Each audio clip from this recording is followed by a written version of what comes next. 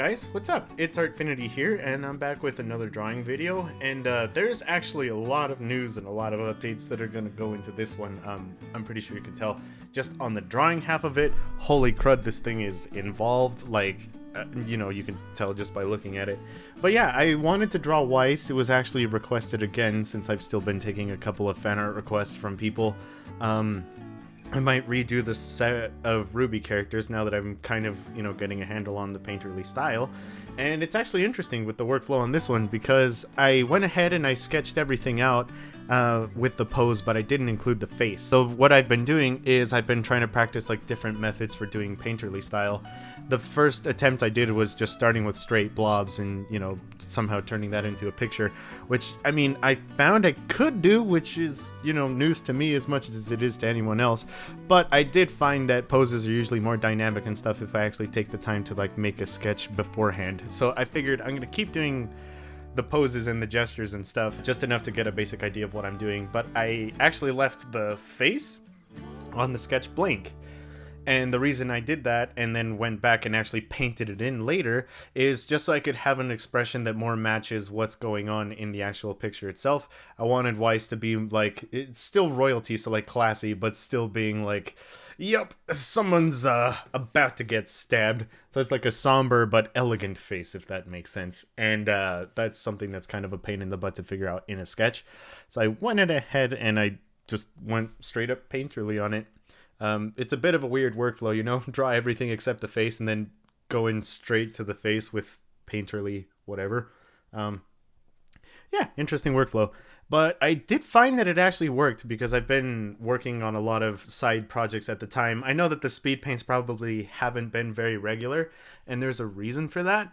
It's because I've actually been taking time to practice and, you know, refine my craft before I make it into a speed paint. Because a really good way to practice is to kind of create an environment where you can fail comfortably, you know? It's just learning time, you know? It's not a big, amazing, wonderful drawing that you need to put on the internet. It's just, you know, you in a project, you can feel free to experiment, you can feel free to make mistakes, and from those mistakes you learn, and then you can try out a bunch of different things, and that's what I've been doing with painterly style.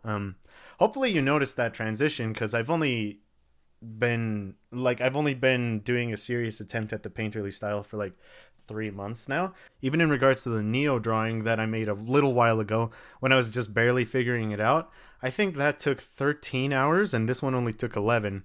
So you'll see it's like in a shorter amount of time I made something better, and if I remember I'll put the visuals up next to each other. But yeah, I've just been like studying how lighting works and just drawing less cartoony, like more semi-realism figures, and oh my gosh, it's a pain in the butt. It hurts my head and it hurts my brain, but I like the way it looks, so I'm like, oh, this is fancy, this is cool. So that's, you know, what I've been up to, and that's also why the speed paints have been a little bit less frequent, because I figured it's more important that I hone my craft and I get better at what I'm doing than to just mass produce things. I'm pretty sure for anybody who does any kind of drawing stuff, you'll probably be able to relate to that. You know, it's sometimes you just don't have the time to get better because you set a lot of expectations for yourself, and you're like, oh hey, I need to, for example, do a speed paint every week, or work on this or 100 other things, and they're all finalized finished projects, and that's a good thing because you keep yourself busy, but you don't really give yourself time to practice it and learn things that you don't know yet. So that's what I've been doing, and I don't know, I feel like it's paying off. Something I did differently in this drawing as opposed to the last drawing I made for a speed paint, which was the Daisy one, is that I made just enough of the background for it to make sense at the beginning, and then focused on the character and then made the background after. Just because I found last time that if I worked on the background, it got too detailed, and then I worked on the character and then nothing would really stand out, and I had to end up blurring it, which was kind of a pain in the butt because, you know, you spend a bunch of time on a background and then you realize you're just going to blur it anyway. Or if I was any kind of smart, I'd just like stop being a proud punk and just use a stock image or something. But yeah, in regards to the actual drawing of what's going on in this picture, I just wanted to have Weiss in like a menacing pose where she's holding up the sword and it's frosted over. That's kind of like the prompt I was going for. It's like, Ice Queen about to get real ice mean. And then this is kind of a callback to her trailer where she actually fought the like suit of armor thing. I decided to actually have that in the background, and I also wanted to play with some lighting effects. So you'll see like behind her, it's kind of backlit, but it's also ambient lighting, which means, you know, the values all around the piece are kind of like harmonizing with each other. So if you actually look on Weiss's left, there's warmer highlights, and then on the right there's colder highlights, and then behind her there's a backlight. And let me tell you, if you've ever worked with one light source, you know it's a pain in the butt, but when you're working with three, it just gets really, really painful. But again, I do like how it looked at the end of the piece, because I was going for like a dynamic but elegant kind of feel, if that makes sense.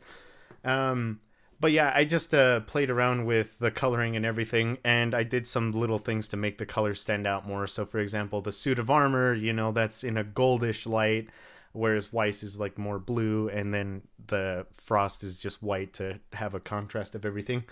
But yeah, I do really like how this drawing turned out, and I also got some cool news on this one. I got a new drawing tablet. It's a Cintiq Pro 24, and I named it Iris. So I'm probably going to be coming up with a fan art or like a character design for this tablet soon, because I've named the tablet before that too, and then the tablet before that too, and I've come up with a character for them, and I was like, hey, I don't have one for this new tablet yet, so, you know, why not do that? And that's pretty much what I've been working on here. If you're more interested in the process of the breakdown and how I actually did this, I am going to have a breakdown video and a step-by-step process thing available on Patreon. That'll probably just link in the description somewhere for you to go see. The step-by-step thing is actually there for anyone to see, so you don't even need to be a patron to see it. I'm just going to go ahead and put it there, because I figured I might have some cool stuff for people to see, even if they just check out the Patreon, you know, so that way, whether you pledge or not, you still get something out of it. But yeah, I hope you guys like this drawing. If you have any other suggestions of stuff I should be drawing, like fan art of characters or something, I'm still taking those suggestions. So if you have any, just let me know what they are, and I will see you guys later. Bye!